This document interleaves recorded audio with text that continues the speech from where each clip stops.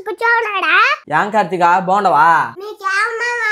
నువ్వు పెళ్లి పెట్టుకున్నావు మరి నాక నీకేం బా? నువ్వు పెళ్లి ఏమన్నా చేసుకుంటావు? నువ్వు కూడా పెళ్లి చేసుకునే టైం వస్తే చేసుకుంటా లేరా పెళ్ళి. ఇప్పుడు నీ పెళ్లికి మాకేం పెడుతున్నావో చెప్పు. పాపా ఓడి పోయి ఏం పెట్టాను మనకి? నువ్వు నీ అమ్మ బుల్లెచ్చమ్మ ఏమన్నా చేసుకోండి. ఈ కార్తీకాకి 7 వారాల నగలు పెట్టకపోతే నా బట్ట. ఓడిని ఎందుకంటే బెదిరిస్తా ఉండవా? పెళ్లికే డబ్బు లేకుంటే ఆడుస్తుంటాడా?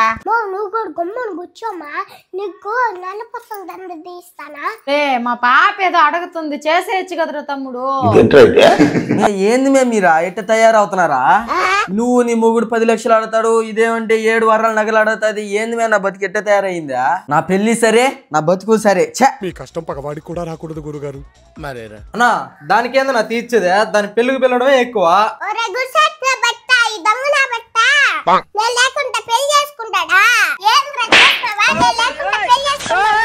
మే అక్క ఇప్పుడు నేను పెళ్లి చేసుకునే లోపల నన్ను ఏదో ఒకటి చేస్తున్నారు రామే. ఏంది మేము మననే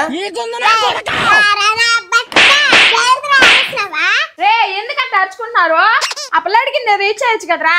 నాకు కూడా ఒక నల్ల పుస్తక దండ వస్తుందా?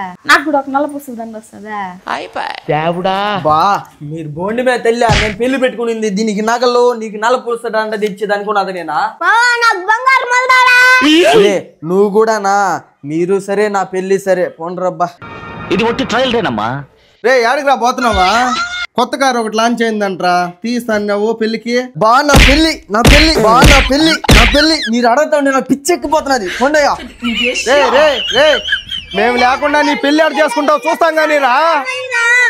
అబ్బా మీకు మీ ఫ్యామిలీకి ఒక దండం తల్లా. నా పెళ్లి సరే, మీ కుటుంబం సరే అమ్మా. మీ కంటికి కనపడకుండా అబ్బలు తాళి కట్టుకొచ్చేస్తాం చూడండి. రాజా అర్థం లేకుండా ఏమిట్రా మాటలు?